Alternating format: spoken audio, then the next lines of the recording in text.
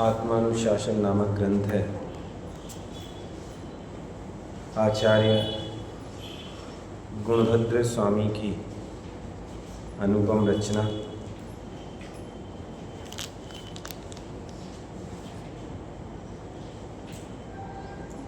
उन्नीस और 20 नंबर श्लोक की चर्चा अपनी पूर्व में हुई थी, जिसमें विषय सुख भोगते हुए भी धर्म की रक्षा करने की प्रेरणा दी थी।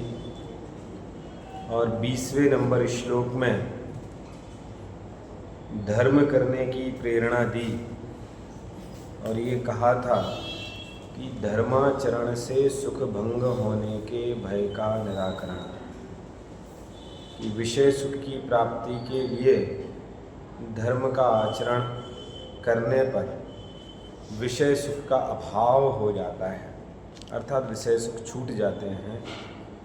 इस संबंधी जो जीवों के मन में डर है, भय है, उससे विमुख होने की बात की थी। अब आगे जो विषय है वह एक उदाहरण के माध्यम से, कृषक के उदाहरण के माध्यम से यहाँ धर्म रक्षा की प्रेरणा दे रहे हैं।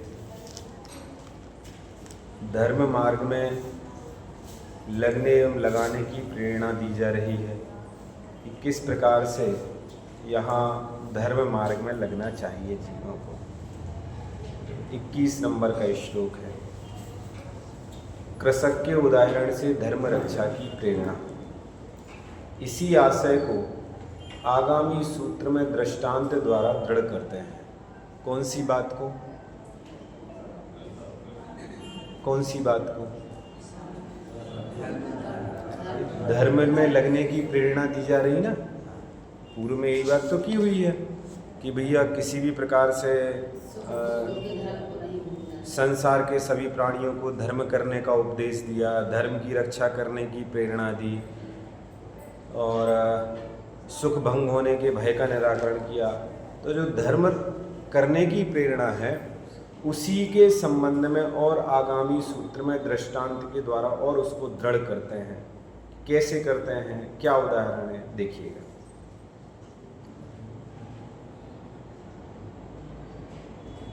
धर्माद वाप्त विभवो, धर्माद वाप्त विभवो, धर्मं प्रतिपाल्य भोगमनुभवतु,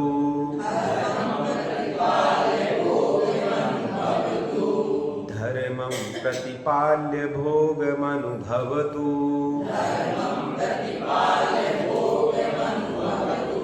बीजाद वाप्त धान्यः, बीजाद वाप्त धान्यः, कृषिवलस्तस्य बीजमिव, कृषिवलस्तस्य बीजमिव। ऊपर की पंक्ति में सिद्धांत दिया और नीचे की पंक्ति में उदाहरण दिया। उदाहरण से ही सिद्धांत की बात करते हैं। क्या लिखा? बीजात अवाप्त धान्यः कृषि बलस्य तस्य बीजम इव, कि कृषि बल, कृषि बल मतलब होता है किसान। क्या होता है? किसान। जो किसान है ना, किसान। बीजात अवाप्त धान्यः, बीजात अर्थात बीज से, धान्य अर्थात धान्य को, धान को, अवाप्ता अर्थात प्राप्त करता हुआ। किससे प्राप्त करता है धान? बीज से प्राप्त करता है। उदाहरण समझना। कृषि बलः बीजात धान्य अवाप्ता, किसान बीज से धान्य को प्राप्त करता है। तस्य उसके, बीजम इव बीज के समान ही। बीज के समान ही, हाँ, बीज के समान ही का मतलब, कहने का मतलब यह है कि वह बीज को सुरक्षित करके धान्य को प्राप्त करता है। मतलब भाई फसल है, फसल में से जो फसल उसने उगाई हुई है उसमें से कुछ अंश बीज के लिए बचा के रखता है ना, अगली फसल चाहिए हमें, है ना।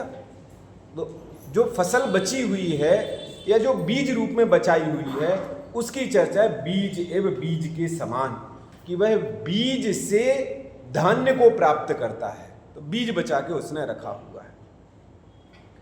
कृषि बलह बीजात धान्य अवाप्त तस्य बीजम एव, कि किसान बीज से धान्य प्राप्त करता हुआ तस्य बीजम एव, उसके बीज के समान।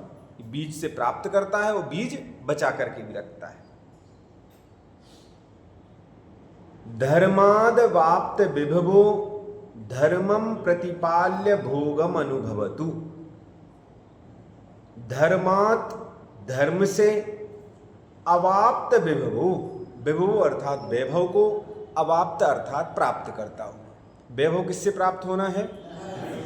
धर्म से वैभव को प्राप्त करता हुआ। धर्मम प्रतिपाल्य, धर्मम अर्थात धर्म को, प्रतिपाल्य पालन करके, पालते हुए, भोगम अनुभवतु, भोगम अर्थात भोग का, अनुभवतु अर्थात अनुभव करो। क्या समझ में आया भैया? समझ में ये आया कि जैसे वो किसान बीज को बचा करके फिर फसल लेता है ना, ऐसे ही यदि हमारे लिए वैभव की प्राप्ति हो रही है तो वह वैभव धर्म से प्राप्त हो रहा है, और उस धर्म को बचा करके रखो। यदि धर्म खत्म हो गया, धर्म खर्च कर दिया पूरा का पूरा, तो फिर कुछ मिलने वाला नहीं है, कुछ हाथ में लगने वाला नहीं है। यदि सारा का सारा धर्म या सारा का सारा पुण्य पाप रूप परिवर्तित हो गया तो फिर राकेश भाई साहब भोग खत्म। सीधी सीधी सी बात है भाई, फिर भोग मिलने वाले थोड़ी हैं, फिर तो भोगों के लिए तरसना पड़ेगा। हाँ, भोग तो ठीक है भाई साहब, भोजन के लिए तरसना पड़ेगा यदि पाप कर्म का उदय है तो। इसीलिए यदि हमें भोगों का वैभव भोगना है तो उसके लिए धर्म करना पड़ेगा, और वो धर्म वास्तव में भोगों को भोगने के लिए नहीं कहा कि भोग भोगने के लिए, अरे नहीं भैया, धर्म इसीलिए कहा हुआ है करने के लिए कि यदि हम अपने जीवन में व्यवस्थित सारी की सारी अनुकूलताएं चाहते हैं, धर्म करने के लिए भी तो अनुकूलताएं चाहिए। प्रतिकूलता में धर्म हो जाएगा क्या? नहीं होगा भाई साहब। जब धर्म करने के लिए भी अनुकूलता चाहिए है तो वो अनुकूलता भी धर्म करने से ही अनुकूलता होगी। जब धर्म करेंगे तो पुण्य संचित होगा, पुण्य संचित करने से अनुकूलता होगी, और अनुकूलता होने से धर्म मिलेगा। इसीलिए ये उदाहरण के माध्यम से यहाँ सिद्धांत की बात करी हुई है। धर्माद् वाप्त विभवो धर्मं प्रतिपाल्य भोगमनुभवतु बीजाद् वाप्त धान्यः कृषि बलस्तस्य बीजमिव।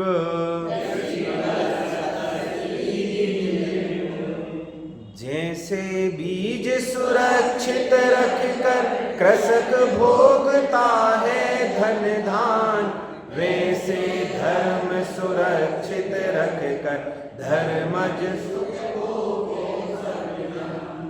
जैसे बीज को सुरक्षित रख करके कृषक धन धान्य को भोगता है, बीज का पल्ला अपना अलग रख लिया, फिर उसके बाद जो भी खेती करनी है, जो भी भोगना है, वो पूरी की पूरी फसल नहीं बेचता है वो, जितना अनाज निकला सब बेच दिया, नहीं, बचा के रखता। वैसे ही धर्म सुरक्षित रखकर, धर्म की सुरक्षा रखना, धर्म की रक्षा करना। यदि धर्म पूरा का पूरा खर्च हो गया तो फिर धर्म सुरक्षित रखकर धर्मज सुख भोगे सब जन, कि वह सारे के सारे जो धर्मज्ञ व्यक्ति है वो सारे के सारे सुखों को भोगता है। सारे के सारे जन ऐसे ही धर्म को भोगते हैं। अर्थ, जिस प्रकार बीज से अन्न प्राप्त करने वाला किसान उस अन्न के बीज को सुरक्षित रखता है, उसी प्रकार जिस जीव ने धर्म से सुख संपत्ति रूप वैभव प्राप्त किया है, उसे धर्म का पालन करते हुए भोग भोगना। उदाहरण तो समझ में आया सबकी। उसी प्रकार जीव के लिए भी जिस जीव ने धर्म से सुख संपत्ति रूप वैभव प्राप्त किया है, किस जीव ने? जिसने, हाँ, स्वयं ने किया है। बढ़िया है। जिस जीव ने, जिस नहीं या जिस नहीं, जो दुनियादारी में नहीं, जिस जीव ने सुख संपत्ति रूप वैभव प्राप्त किया है, सारा का सारा संपन्नता है, उसे धर्म का पालन करते हुए भोग भोगना चाहिए। क्या कठिन बात है वकील साहब? कठिन है? कठिन तो नहीं है, बड़ी सरल बात है कि भैया यदि हम भोग भोग रहे हैं तो हमें भोग भोगने के साथ साथ धर्म पहले करना है। धर्म तो करना ही करना है, बिना धर्म के कुछ होने वाला। व्रत, शील, संयम, दान, ये सब सब सब निरंतर चलते रहेंगे, निरंतर चलते रहेंगे। यदि इनको हमने छोड़ दिया तो फिर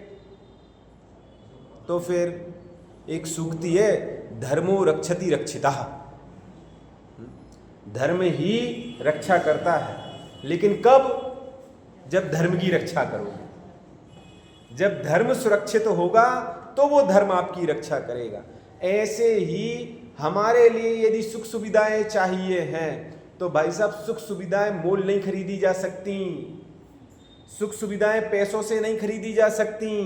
जो पैसा आएगा वो भी पुण्य कर्म के उदय से आएगा। यदि पुण्य नहीं है, और पुण्य कहां से आएगा भाई साहब? वो धर्म करने से। जब धर्म नहीं होगा तो पुण्य नहीं होगा, पुण्य नहीं होगा तो संपत्ति नहीं होगी, और संपत्ति नहीं होगी तो भोग नहीं होगा। कहने का मतलब शुरुआत तो धर्म से है, धर्म से। इसीलिए यदि भोग भोगना है तो धर्म का पालन करते हुए न्याय नीति पूर्वक कमाइएगा, न्याय नीति पूर्वक खर्च कीजिएगा, किसी भी प्रकार से कषाय पाप के परिणाम मत कीजिएगा। धर्म करते हुए सारे के सारे आचरण के साथ भोग भोगिएगा। भावार्थ, जिस प्रकार बीज बोने पर ही अन्न प्राप्त होता है, बीज बोए बिना कठिन परिश्रम करने पर भी अन्न उत्पन्न नहीं होता। अतः चतुर किसान विचार करता है, मुझे बीज से अन्न की प्राप्ति हुई है, इसीलिए बीज को सुरक्षित रखने पर आगे भी अन्न की प्राप्ति होगी। अतः बीज को सुरक्षित रखकर ही अन्न को भोगना। पहले भाई साहब उस चीज को सुरक्षित करो जिससे वो चीज हमें मिली हुई है ना। जो जिस चीज से हमें मिली हुई है ना, सबसे पहले उसको सुरक्षित करो। उसी प्रकार धर्म की सुख की प्राप्ति धर्म करने पर ही होती है। थोड़ा भी सुख है ना, थोड़ा भी सुख, तो वो धर्म करने से ही होगा। थोड़ा सा भी सुख है, यदि सुख नहीं है, दुख है, तो फिर वो पाप का उदय है। सुख की प्राप्ति धर्म करने पर ही होती है। धर्म किए बिना कठिन परिश्रम करने पर भी सुख प्राप्त नहीं होता है। कितनी कोशिश कर लीजिए, लेकिन कुछ भी प्राप्त होने वाला नहीं है, हे शिष्य, तू समझदार है, अतः विचार कर। मुझे धर्म के फल से ही सुख प्राप्त हुआ है, इसलिए वर्तमान में भी धर्म साधन करने से ही भविष्य में सुख प्राप्त होगा। अतः धर्म को सुरक्षित रखकर सुख भोगना। सुख भोगने के लिए मना नहीं किया, भोगो सुख, खूब भोगो, लेकिन कैसे भोगो? धर्म करते हुए सुख भोगो भाई साहब। धर्म करते हुए यदि सुख नहीं भोगोगे, धर्म करना तो बंद कर दिया, बंद हो गया धर्म। और जो हमारे पास वैभव है, संपत्ति है, उसका भोग भोगे जा रहे हैं, भोगे जा रहे हैं, भोगे जा रहे हैं, भोगे जा रहे हैं, तो होगा क्या? होगा क्या भाई साहब? ऐसी स्थिति होगी कि यदि कुएं की झिर खत्म कर दी जाए और कुएं में से पानी निकाला जाए तो फिर क्या होगा? एक दिन ऐसा आएगा कि पानी निकल जाएगा पूरा और कुआं खत्म भाई साहब। इसीलिए यदि हमारे लिए सुख चाहिए है तो वो झिरें फूटी हुई होना चाहिए, और वो झिर है ना, झिर, वो धर्म की झिर है। निरंतर धर्म की आराधना, देव पूजा, गुरु उपासना, स्वाध्याय, चिंतन, मनन, ये सब सब सब सब चलते रहना चाहिए, निरंतर चलते रहना चाहिए।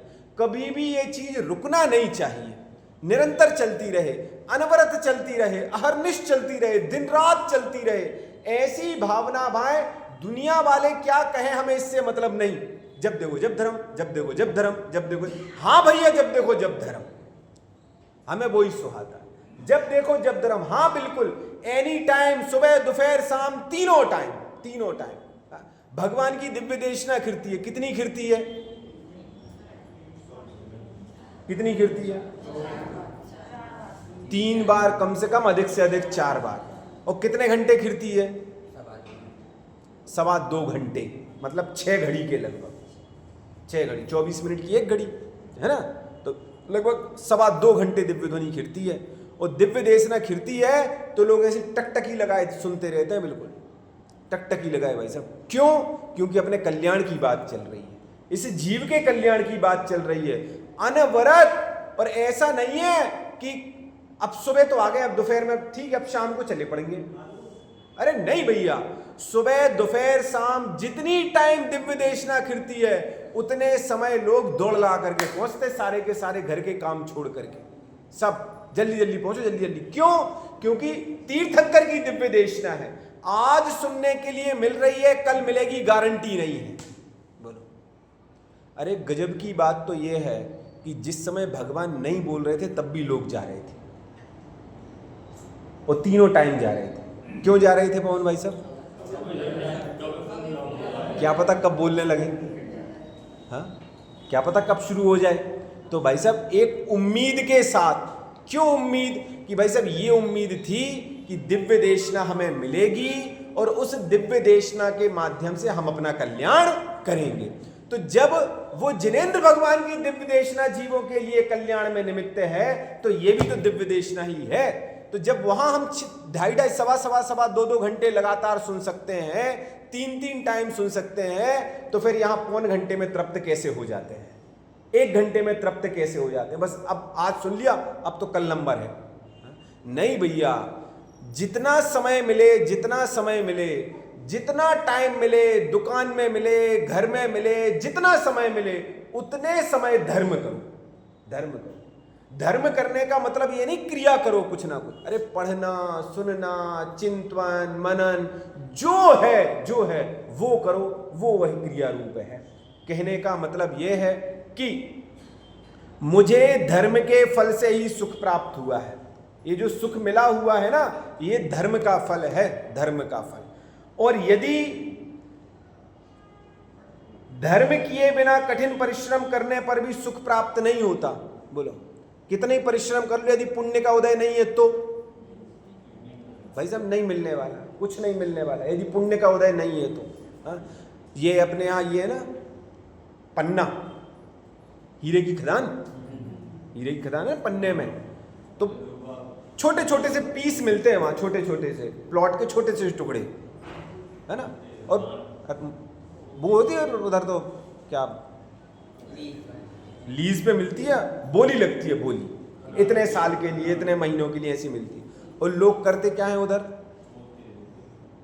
खोदते रहते हैं, खोदते रहते हैं, खोदते रहते हैं, खोदते रहते हैं। कईयों की तो पूरी की पूरी लीज खत्म हो जाती है और एक हीरा नहीं मिलता। और कुछ पुण्यशाली ऐसे होते हैं जिनको मिल जाता है। तो भैया जब उस भूमि पर हीरे हैं तो फिर सबको मिलना चाहिए ना, सबको मिलना चाहिए ना, फिर सबको क्यों नहीं मिलता? हाँ भाई साहब, पुण्य कर्म के उदय से है। दो किराने की दुकानें आमने सामने, एक क्या लाइन लगती और एक सोचता ही रहता भाई साहब यहाँ ग्राहक आ जाए। कारण सीधी सीधी सी तो कहानी है। दुखी होने वाली बात क्या है? क्या दुखी होने वाली बात है नरेंद्र भाई साहब? पुण्य का उदय है, धर्म किया है, वैसे धर्म का फल प्राप्त कर रहा है। अब यदि हमारे लिए कुछ करना है तो हम क्या करें? धर्म करो। सीधी सीधी सी है ना भाई। अपना पुण्य का बैलेंस बढ़ाओ। जब पुण्य का बैलेंस बढ़ेगा तो होगा क्या? वही जो लाइन सामने जा रही वो आपके यहां आने लगेगी। भाई सीधी सीधी सी गणित है जिन शासन की। तो हे शिष्य, तू समझदार है अतः विचार कर। मुझे धर्म के फल से ही सुख प्राप्त हुआ है, इसीलिए वर्तमान में भी धर्म साधन करने से ही भविष्य में सुख प्राप्त होगा। अतः धर्म को सुरक्षित रखकर सुख भोगना चाहिए। जब ये उदाहरण देते हैं ना तो उदाहरण में लोगों को लगता है बढ़िया आप कल से धर्म करेंगे तो हमारे यहाँ भी ग्राहकों की लाइन लगेगी। भैया ग्राहकों की लाइन लगाने के लिए धर्म नहीं है। धर्म वर्तमान सुख के लिए नहीं है। धर्म उस इंद्रियातीत सुख की बात चल रही है, उस अतीन्द्रिय सुख की बात चल रही है कि जिस सुख के लिए मोक्ष सुख कहा जाता है। वो सुख मिलेगा धर्म करने से। हम तो सोचते हैं थोड़ी बहुत मिल गई बढ़िया, अच्छा है, लाखों करोड़ों मिल गए। अरे लाखों करोड़ों में क्या दम है भाई साहब? उस सिद्ध अवस्था के सुख के सामने ये सारे के सारे सुख तो कुछ नहीं है, कुछ नहीं, तुच्छ तुच्छ तुच्छ है। वो धर्म हमारे लिए वो सुख प्राप्त कराएगा। इसलिए इस प्रकार विचार करके जिस तरह धर्म सुरक्षित रहे उस तरह पुण्य के उदय से उत्पन्न होने वाले सुख को भोगना चाहिए। क्या लिखा कि जिस प्रकार से भी हमारा धर्म सुरक्षित रहे, जिस प्रकार से भी जिन परिस्थितियों में, जिन स्थानों में, जिस समय में हमारा धर्म सुरक्षित रहे, हमें कोशिश करना चाहिए कि हमारा धर्म सुरक्षित बना रहे। हम सारी की सारी चीजें अलग हैं, सारी की सारी चीजें अलग। सबसे पहले धर्म है, सबसे पहले धर्म। अन्यथा की दृष्टि में यदि धर्म को हमने छोड़ा और धर्म ने हमें छोड़ दिया तो सारा का सारा काम गड़बड़ हो जाएगा। इसीलिए धर्म न छूट जाए। पुण्य के उदय से उत्पन्न होने वाले सुख को भोगना चाहिए। देखो इसी अर्थ को लेकर के पंडित भूधरदास जी ने जो वैराग्य भावना लिखी ना, उसके छंद को कोट किया है। वास्तव में इसी का ही मानो पद्यानुवाद उन्होंने लिखा हुआ, इसी का पद्यानुवाद। कौन सी वैराग्य भावना? वो वज्रनाभ चक्रवर्ती वाली। हाँ, यह विधि, हाँ यह विधि राखे वाली, वो वाली। इसका पहला छंद लिखा, बीज राख फल भोगवे ज्यों किसान जग माही, त्यों चक्री नृप सुख करे धर्म विसारे। बीज राख फल भोगवे, कि बीज को रखते हुए फल को भोगता है। कौन भोगता है? ज्यों किसान जग माही, जैसे किसान बीज को रख करके इस जग में फल को भोगता है, त्यों वैसे ही चक्री नृप, चक्रवर्ती जैसा सुख या चक्रवर्ती राजा सुख भोगते हैं। लेकिन कैसे भोगते हैं? धर्म सुख को भोगते हुए भी धर्म विसारे, धर्म को नहीं भूलते। विसारे अर्थात भूलते नहीं है, धर्म को नहीं भूलते भाई साहब। यहां तो सुख थोड़ा सा हुआ और धर्म विस्मृत हो जाता है, लेकिन यहां हमारे लिए पूरी पूरी पूरी कोशिश ये करना चाहिए कि कुछ भी हो जाए, कैसे भी परिस्थितियां बन जाए, कैसे भी परिस्थितियां बन जाए, लेकिन धर्म नहीं छोड़ा जाएगा, धर्म नहीं छोड़ेंगे भाई साहब। हाँ।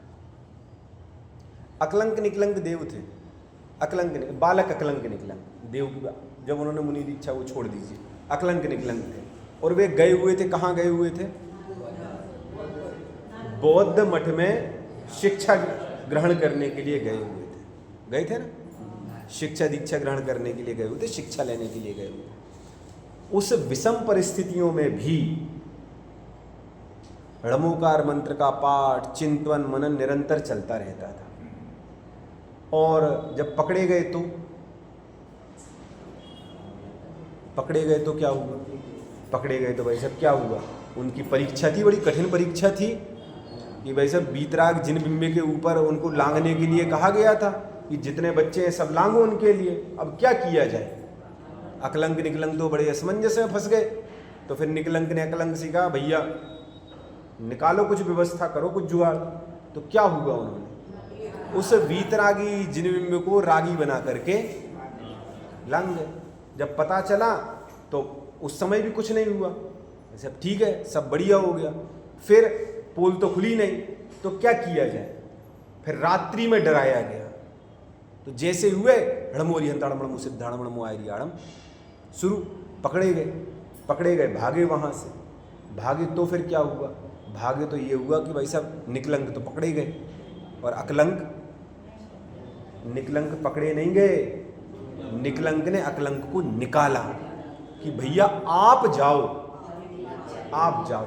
और उन्होंने क्या तर्क दिया? तर्क ये दिया कि आपके द्वारा धर्म की प्रभावना ज्यादा होनी है। क्यों होनी है? क्योंकि आपको एक बार में याद हो जाता है, एक बार में आपके द्वारा धर्म की प्रभावना ज्यादा होगी। भाई साहब जो ज्ञानी जीव होते हैं उनके रग रग में धर्म होता है, रग रग में धर्म। समंत्रभद्र स्वामी थे। समंत्रभद्र स्वामी ने जब अपने आज गुरु के सामने संलेखना की भावना व्यक्त की तो उनके गुरु ने मना कर दिया। क्यों? आपके द्वारा धर्म की प्रभावना होनी है। बोलो, ऐसे ज्ञानी जीव होते हैं भाई साहब। अरे जिनके अंतरंग में धर्म होता है, जिनके रोम रोम में धर्म होता है, जिनके अंतरंग में रोम रोम में वीतरागता बसती है, वीतरागता के अंकुर फूटते हैं, वे धर्म की आराधना किए बिना नहीं रहते। हमेशा धर्म धर्म धर्म धर्म धर्म, हमेशा धर्म। इसीलिए हर परिस्थिति में, कितनी भी विषम परिस्थिति क्यों ना हो, धर्म कभी भी विस्मृत होने वाला नहीं होना चाहिए। हमेशा धर्म तो होना ही चाहिए। धर्म की चर्चा, तत्व चर्चा, बातें, चिंतन, मनन, कुछ भी हो, ट्रेन में हो, बस में हो, ऐसे स्थान पर हो जहाँ 24 घंटे दर्शन नहीं मिल रहा हो, उस स्थान पे भी, कहीं ऐसे स्थान पे घूमने गए हो, वहां भी भाई सब भले ही कुछ भी करो, आधा घंटे 1 घंटे तो काम करो, स्वाध्याय करो, चिंतन करो, मनन करो। नहीं तो कहीं जाते हैं सब भूल जाते हैं भाई साहब, सब विस्मृत, सब खत्म। जब वापस पहुंचेंगे तब की तब से देखी जाएगी। अब तो अभी घूमने आए तो घूमो। अरे नहीं भैया, ये यदि वहां भी काम खत्म हो गया तो फिर पुण्य कैसे बनेगा, धर्म कैसे होगा? इसीलिए हर परिस्थिति में धर्म सुरक्षित रहे और उस तरह से पुण्य के उदय से उत्पन्न होने वाले सुख को भोगने के विकल्प के साथ कि भैया ये तो उपदेश दिया ना, उपदेश, प्रेरणा दी है। प्रेरणा भी वास्तव में 2 प्रकार से होती है। उपदेश नरेंद्र भाई साहब 2 प्रकार से होता है। एक होता है धर्मोपदेश और एक होता है तत्वोपदेश। कौन कौन से उपदेश? एक धर्मोपदेश और दूसरा होता है तत्वोपदेश।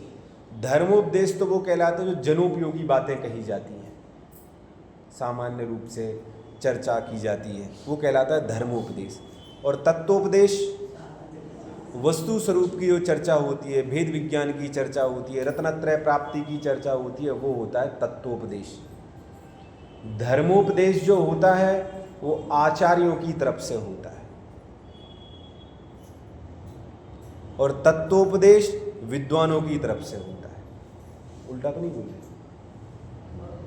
हाँ, धर्मोपदेश जनोपयोगी होता है, सामान्य चर्चा होती है और ये आचार्य मुनि भगवंतों की अपेक्षा होती है। और तत्वोपदेश जो तत्व की चर्चा होती है, भेद विज्ञान की चर्चा होती है, ये विद्वानों की तरफ का ही, विद्वानों की जिम्मेदारी है। बिल्कुल सही है। किस विवक्षा से है?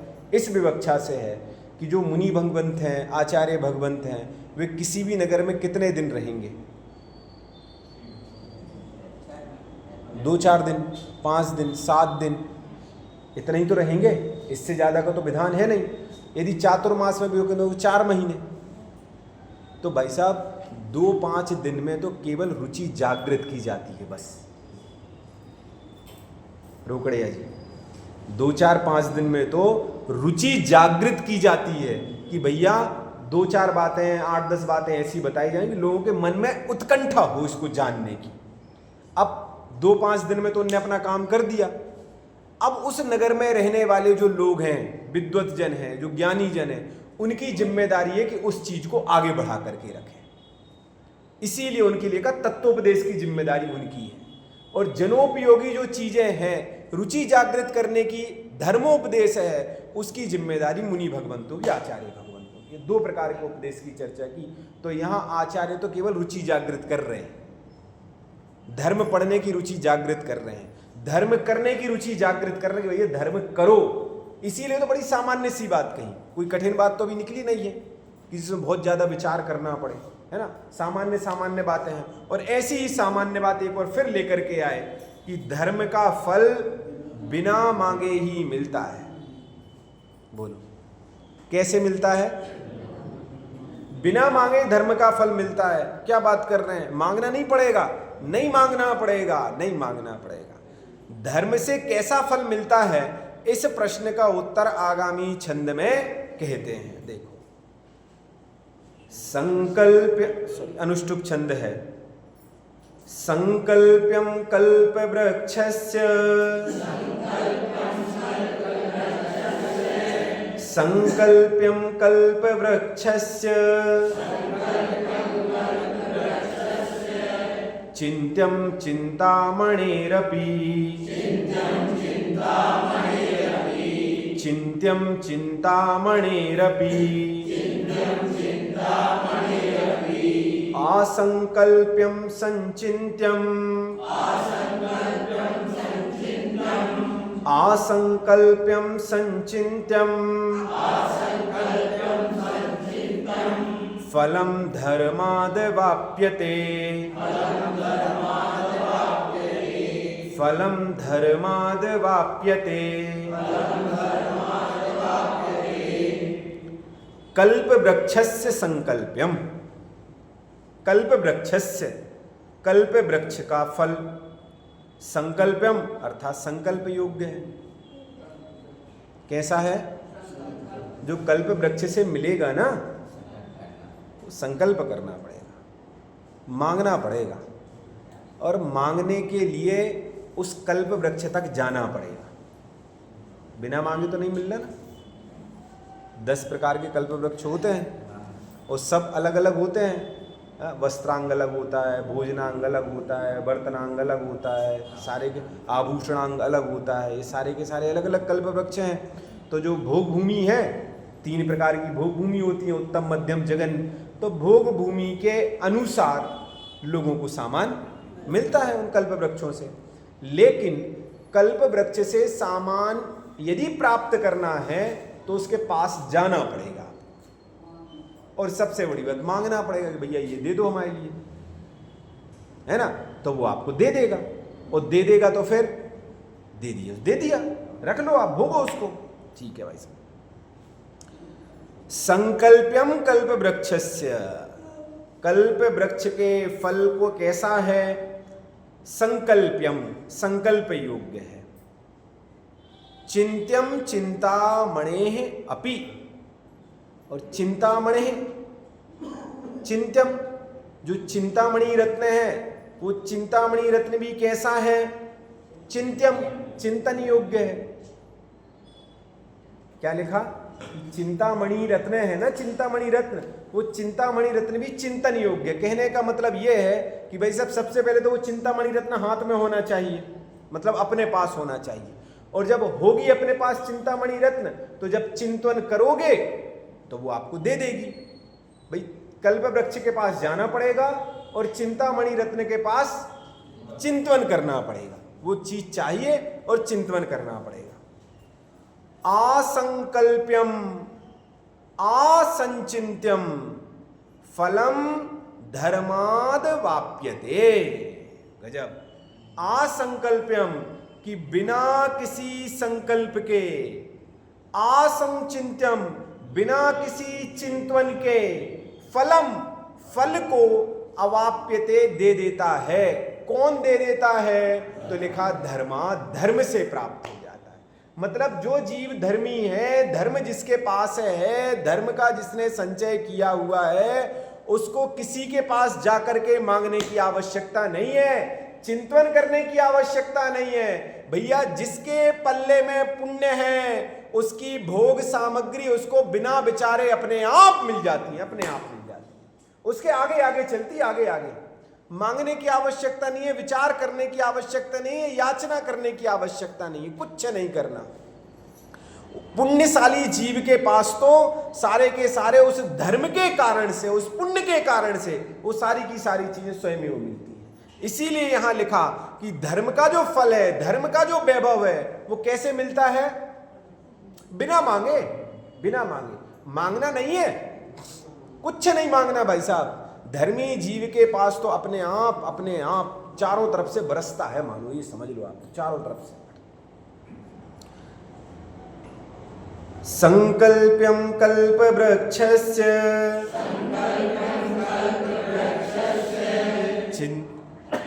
चिंत्यम चिंतामणिरपि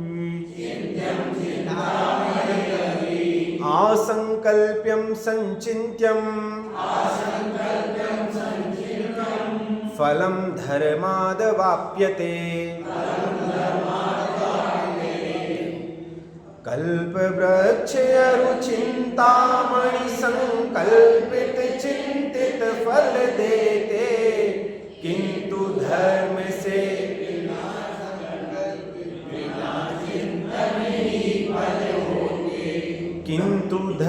से बिन संकल्प बिना चिंतन ही।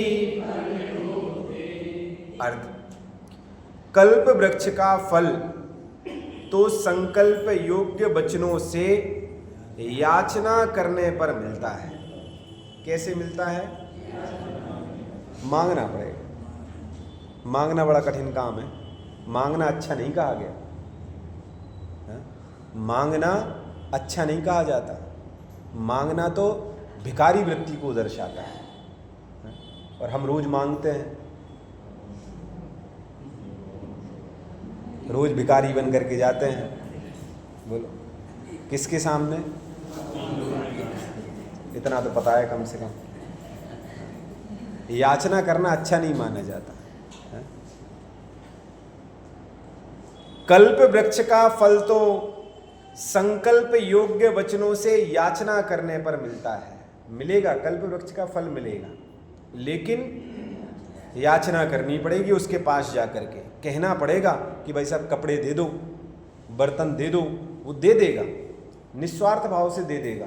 मांगेगा नहीं, वापस नहीं मांगेगा, बिल्कुल दे देगा। और कब तक के लिए दे देगा? हमेशा के लिए मिल जाएगी, हमेशा के लिए मिल जाएगी। लेकिन कभी ना कभी तो उसका वियोग होगा ना भाई। वस्तु खत्म नहीं होगी, हम ही खत्म हो जाएंगे। वस्तु का वियोग हुआ है ना, उसका जो पुण्य था वो पुण्य खत्म हो गया ना उस वस्तु को भोगने का। चलो दूसरा, और चिंतामणि का फल भी चिंतन योग्य मन द्वारा याचना करने पर मिलता है कि भाई सब कुछ ना कुछ तो मन में सोचो, मांगो, तो मिल जाएगा। परंतु धर्म से ऐसा अद्भुत फल मिलता है जो संकल्प और चिंतन योग्य नहीं है। भाई साहब यहां कोई संकल्प नहीं करना, यहां याचना नहीं करना, यहां किसी भी प्रकार से चिंतन नहीं करना। यदि उस जाति का पुण्य का उदय है तो वो स्वयमेव अपने आप मिल जाएगा, अपने आप मिल जाएगा, अपने आप सारी की सारी चीजें हो जाएंगी, सारे के सारे काम बन जाएंगे। पता ही नहीं चलेगा कैसे हो जाएगा, पता ही नहीं चला भाई साहब। कैसे बच्चे पढ़ जाते हैं, कैसे योग्य बन जाते हैं, कैसे क्या हो जाता है, पता ही नहीं है। क्यों? क्योंकि पुण्य का उदय अपने आप काम हो जाता है भाई साहब। जो संकल्प और चिंतन योग्य नहीं है, अर्थात उसकी प्राप्ति के लिए संकल्प या चिंतन की आवश्यकता नहीं है। नहीं है भाई साहब। किसके लिए? धर्म प्राप्ति के, सॉरी, जो धर्म से अद्भुत फल है, जो फल है उस फल के लिए किसी भी प्रकार से संकल्प और चिंतन की आवश्यकता नहीं है, वो तो अपने आप मिलेगी। जो जीव धर्म करेगा और उसके जीव के जीवन में उस धर्म का फल आए बिना रहेगा नहीं, आएगा आएगा। श्रीमद् भागवत गीता में लिखा ना, कृष्ण जी ने उपदेश देते हुए कहा, कर्मण्येवादी का रस्ते माँ फलेषु कदाचन माँ कर्म फले दुर्भूर्मा ते संघोस्तु कर्मणि, कि क्या करो, तुम तो कर्म किए जाओ, कर्म करो, फल की इच्छा मत करो। कर्मण्यवादी का रस्ते माँ अर्थात नहीं, फल की इच्छा मत करो। ऐसे ही जिनेंद्र परमात्मा कहते हैं, गुणभद्र स्वामी कहते हैं कि भैया आप तो धर्म करो, फल के लिए धर्म मत करो। क्या कहा? फल के लिए धर्म मत करो, धर्म करो, फल अपने आप मिलेगा। यदि फल की अपेक्षा से धर्म करोगे, यार ये हो जाएगा, चलो इतना किया हुआ है, इतना किया हुआ है, इतना तो संचित कर ही लिया होगा, इतना तो हो ही गया होगा, नहीं भाई साहब, नहीं। धर्म में कैलकुलेशन नहीं चलता, धर्म में कैलकुलेशन नहीं चलता, धर्म में कनेक्शन चलता है। धर्म में गणना नहीं चलती कि अब इतना हो गया होगा, अब इतना हो गया, अब नहीं भाई साहब। धर्म में तो कनेक्शन चलता है अपने आप से, धर्म में कनेक्शन चलता है देवशास्त्र गुरु से। आपका कितना अटैचमेंट है वहां, जितना ज्यादा अटैचमेंट होगा उतना ज्यादा आपके लिए लाभ मिलता रहेगा। उसकी प्राप्ति के लिए संकल्प या चिंतन की आवश्यकता नहीं है। लोक में, भावार्थ है, लोक में कल्प वृक्ष और चिंतामणि को उत्तम फलदायक कहा गया है। सबसे उत्कृष्ट यदि किसी को फलदायक कहा है तो फिर किसे कहा? चिंतामणि को और कल्प वृक्ष को। लेकिन इन सब से मिलेगा क्या? इनसे मिलेगा, विषय सामग्री मिलेगी, विषय भोग की सामग्री मिलेगी। लेकिन जो जीव धर्म करेगा, उस धर्म करने वाले जीव को क्या मिलेगा? उसको सम्यक दर्शन मिलेगा, उसको मोक्ष मिलेगा भाई साहब। वो विषय सामग्री तो छूटने वाली है, लेकिन मोक्ष छूटने वाला नहीं है। विषय सामग्री तो कुछ समय के लिए सुख देने वाली है, लेकिन सम्यक दर्शन जो मिलने वाला है, मोक्ष की प्राप्ति होने वाली है, वो मोक्ष की प्राप्ति कभी भी छूटने वाली नहीं है। इसीलिए सम्यक दर्शन भाई साहब सामान्य नहीं है, सम्यक दर्शन सामान्य नहीं है। ये जो चीजें हैं ना, जितनी भी विषय भोग, ये तो पुण्य से मिल जाएंगी, लेकिन सम्यक दर्शन पुरुषार्थ से मिलेगा। सम्यक दर्शन पुण्य से नहीं मिलेगा, पुरुषार्थ से मिलेगा। उसके लिए पुरुषार्थ करना पड़ेगा, और पुरुषार्थ करके जब मिलता है तो इसीलिए वह चीज हमें मोक्ष तक लेकर के जाती है। इसीलिए चिंतामणि तो, कल्पवृक्ष और चिंतामणि को उत्तम फलदायक कहा है, परंतु वे तो वचन और मन से याचना करने पर किंचित विषय सामग्री रूप फल देते हैं। लेकिन धर्म तो वचन और मन से भी अगोचर अद्भुत सुखरूप मोक्ष फल को देता है। बोलो आई बात, क्या मिलता है इससे भाई साहब? मोक्ष का फल मिलता है, मोक्ष। ये जो धर्म है ना, इस धर्म को इसीलिए मत कमाना कि विषय सामग्री मिल जाएगी, नहीं। धर्म की आराधना करना मुक्ति के लिए, धर्म की आराधना करने सम्यक दर्शन के लिए, धर्म की आराधना करना उत्तम चारित्र के लिए। इसीलिए धर्म की प्राप्ति को कल्पवृक्ष और चिंतामणि से भी उत्तम जानकर उसके साधन में तत्पर रहना चाहिए। निरंतर हम ये कोशिश करते रहें, निरंतर ये प्रयास करते रहें कि हमारे जीवन में धर्म आ जाए, धर्म आ जाए, धर्म आ जाए। और कौन सा धर्म? यो धरती उत्तमे सुखे, वो वाला धर्म कि जो हमारे लिए उत्तम सुख, मोक्ष सुख की प्राप्ति कराने वाला होता है। अब इसके पश्चात वो जो धर्म है ना, धर्म, उस धर्म से पुण्य पाप की उत्पत्ति कैसे होती है, उसके लिए क्या करना पड़ेगा, उसकी चर्चा इत्यादि अपन कल करेंगे।